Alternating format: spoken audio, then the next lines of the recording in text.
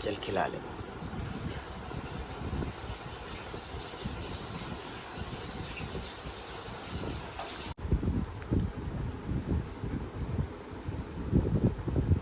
बस बस एक ही बात। अरे नहीं नहीं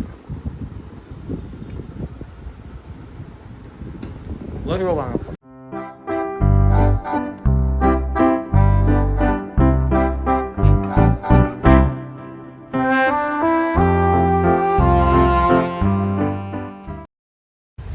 उसके बाद सागर चला गया ऑफिस और उसके बाद मैंने कुछ भी शूट नहीं किया और अब आपसे मिलते हैं सीधा शाम को डिनर बनाते हुए।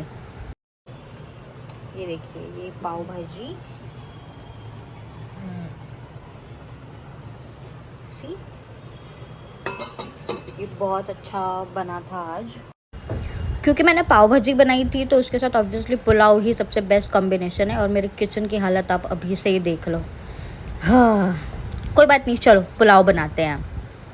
तो पुलाव बनाने के लिए सबसे पहले मैं यहाँ पे 2 अनियंस चॉप कर रही हूँ और अनियंस का ये जो पोर्शन होता है मैं स्पेसिफिकली इसको निकाल देती हूँ, मैं इसे खाने में ऐड नहीं करती क्योंकि मैंने कहीं सुना था कि कांदे का ये पोर्शन अनहेल्दी होता है, तो इसीलिए आई डोंट यूज़ इट। और फिर अनियंस को अच्छे से स्लाइस कर दीजिए और जितना हो सके सारे वेजिटेबल्स आप इसमें मटर डाल सकते हैं, गाजर डाल सकते हैं और भी अपने पसंद की चीज़ें डाल सकते हैं। तो कोशिश कीजिए अगर आप स्लाइस में काट रहे हैं तो सारे वेजिटेबल्स स्लाइस्ड ही हो। तो यहाँ पे उसके बाद मैंने ले लिया हाफ अ टमाटर, उसको भी चॉप कर लेंगे। देन 8 to 10 बड़े कड़ी पत्ता, जिससे बहुत अच्छा फ्लेवर आता है।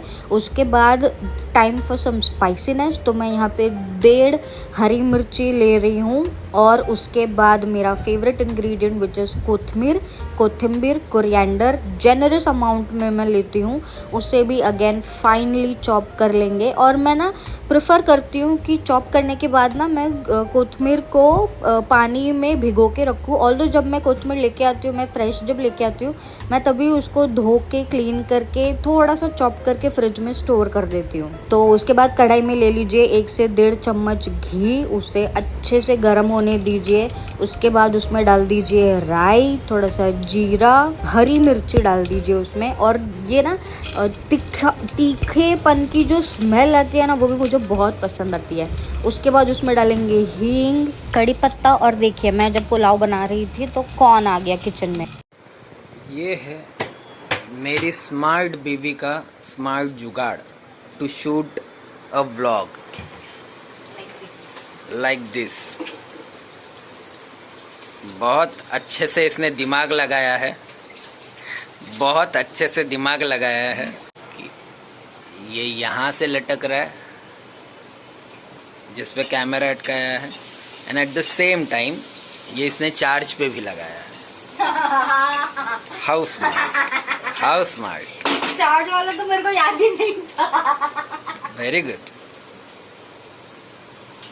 इसका मेरे को इनाम क्या मिलेगा? क्या इसका इनाम क्या मिलेगा? कहाँ गई? इसका इनाम तुमको मिलेगा,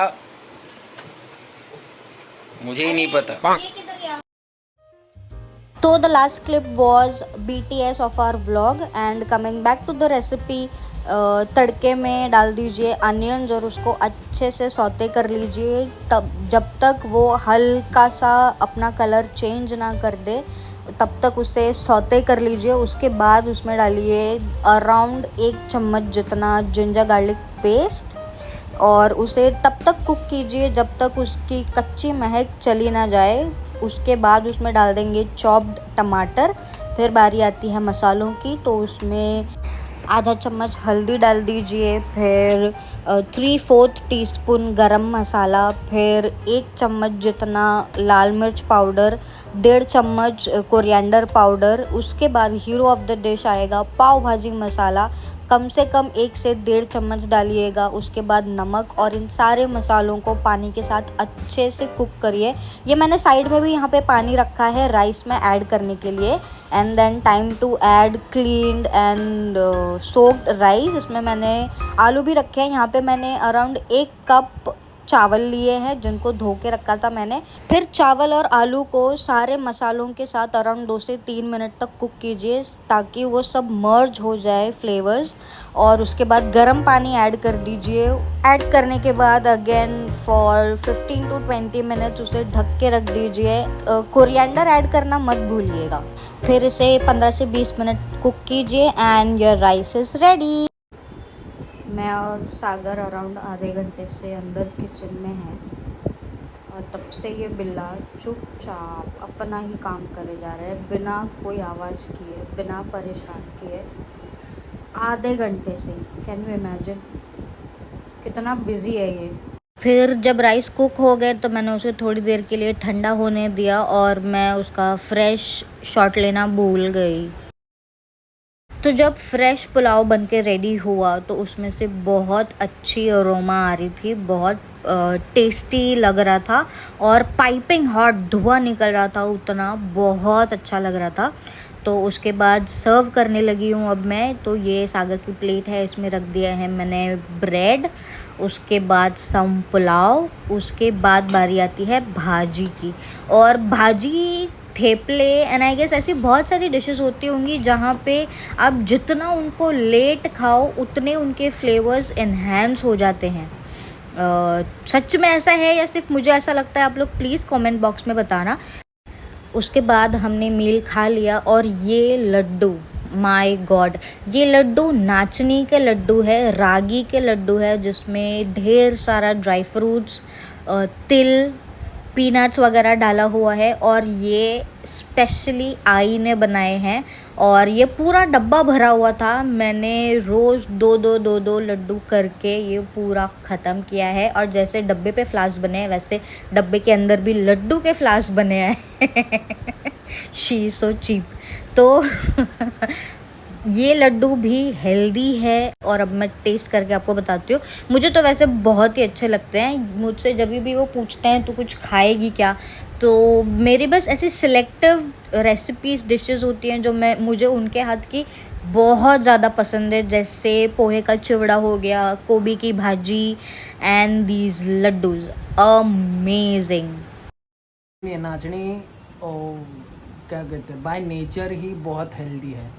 उसमें भी आई ने क्या किया है कि ड्राई फ्रूट्स डाले हैं और आई गेस आई ने सिर्फ नाचनी नहीं, मल्टीग्रेन आटे का वो बना है। उसमें और भी कुछ तो अलग अलग टाइप के आटे हैं which makes it more healthier. And उसमें फिर घी है, उसमें क्या कहते हैं वो ड्राई फ्रूट्स डाले हैं अलग अलग तरह के, और उन सारी चीज़ों के वो लड्डू बनाए हैं। तो वो टेस्ट में भी अच्छा, और इट इज़ नॉट लाइक ज़्यादा स्वीट नहीं है या फिर फीके भी नहीं है, स्वीट में भी वो परफेक्ट है। एंड क्या कहते हैं, बाहर का कुछ अपन खाए इससे बेटर तो है कि वो अपन ये वाले लड्डू खाए, घर के बने लड्डू, हाँ घर के बने हुए लड्डू, तो which is more healthy, cost effective again, और हाइजीनिक भी। हाँ हाइजीन तो होता ही है ना, आई बनाती है तो वो अच्छा ही बनाती है। तो हम दोनों ने पेट भर के पाव भाजी और पुलाव खाया और वो कॉम्बिनेशन बहुत अच्छा लग रहा था। आप लोग भी ज़रूर ट्राई करना रेसिपी, और कैसा लगा पुलाव वो मुझे कमेंट बॉक्स में बताना। रागी के लड्डू भी आपको कैसे लगे, एटलीस्ट जो भी उसमें इंग्रेडिएंट्स है, अगर आपको कोई बेटर तरीका पता है तो वो भी प्लीज़ कमेंट बॉक्स में शेयर करना। और आज के व्लॉग के लिए बस इतना ही। बहुत जल्दी मिलेंगे आपको एक नए व्लॉग में। तब तक इस व्लॉग को लाइक कीजिए, शेयर कीजिए, सागर तनु डायरीज़ को सब्सक्राइब करना मत भूलिए। Till then, bye bye, take care.